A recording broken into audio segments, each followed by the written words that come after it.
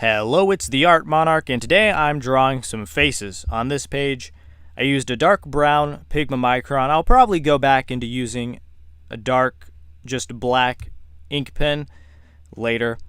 But drew some faces. There's a little bit of an abstract thing going on with this. There's some cords and wires all tangled up, and the faces are smushed together. They're all compact.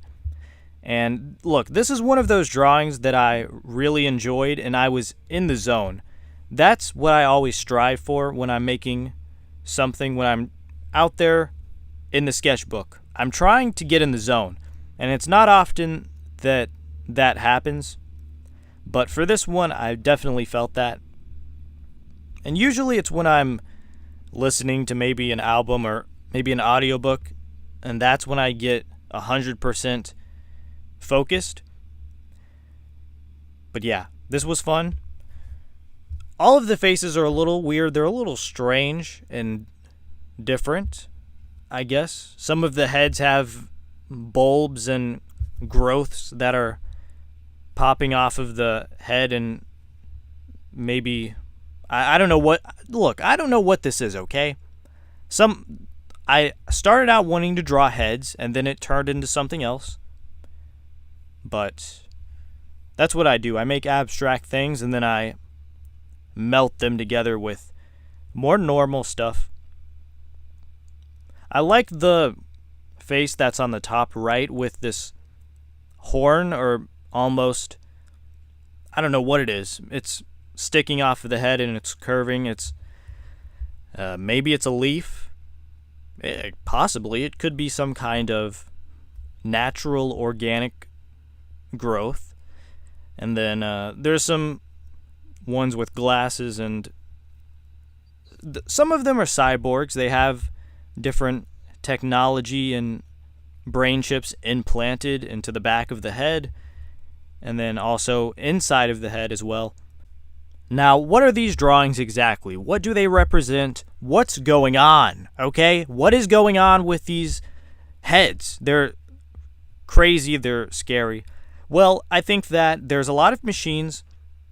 There's technical and mechanical factors to take into account.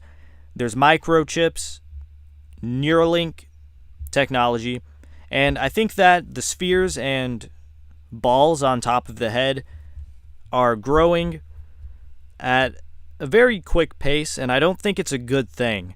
And these machines are attached. They can't get out. These heads, they're trying to escape, but they're stuck, and there's nothing they can do about it. And it's kind of scary, you know? But I'll make another drawing that will save these people.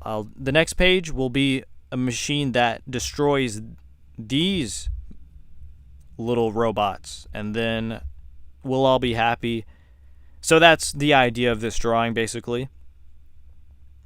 Machines that have taken over these brains, and then they're implanting maybe a virus.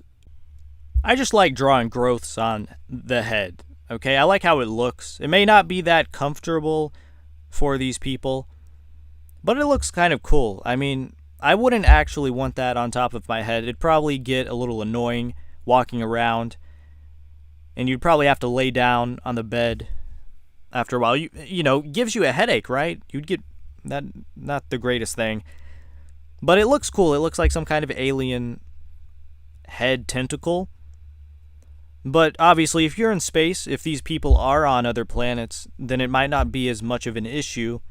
With zero gravity, you can bounce all over the place. But yeah, that's the idea. So I'll draw some more people with bulbs on their heads. It looks nice. Aliens and everything. The main goal for pages like these are to get weird, to get a little wacky and out there. Because I feel like when I'm making abstract things, that's when the ideas flow. That's when I get in the zone.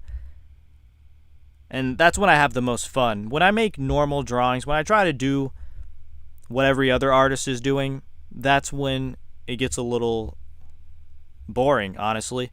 So I try doing weird stuff. What I was drawing earlier today were some playing cards with suits, basically humans with playing card heads. I have made one of those in the past. It was a queen of hearts or diamonds maybe.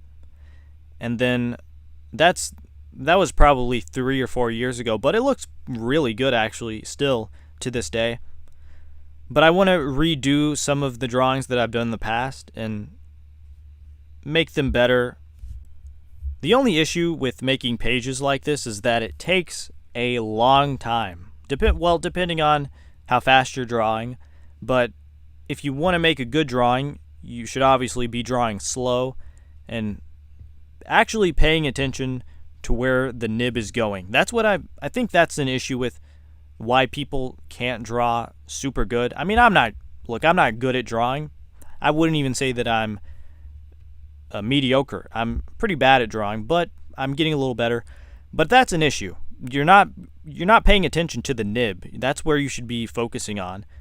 Focus on the 2 or 3 inches ahead of where the line is going, and then focus on the nib while it's going to that point. It's a simple concept, but even I find myself sometimes just going through the motions of making lines, and I'm not actually paying attention to the nib on the page. I'm just, I'm making a circle, and I'm not even focused on the nib. I'm just looking at some other part of the page while I'm drawing on another part. Like I said, this drawing took a long time, a lot of hours.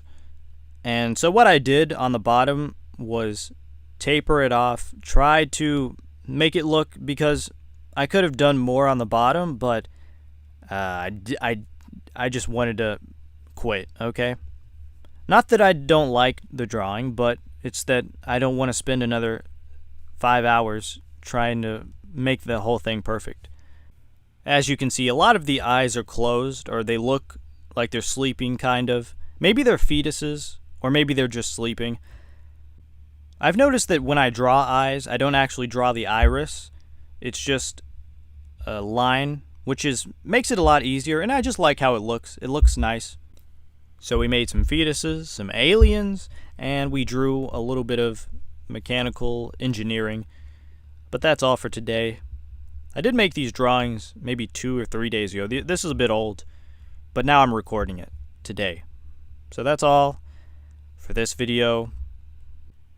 Good night.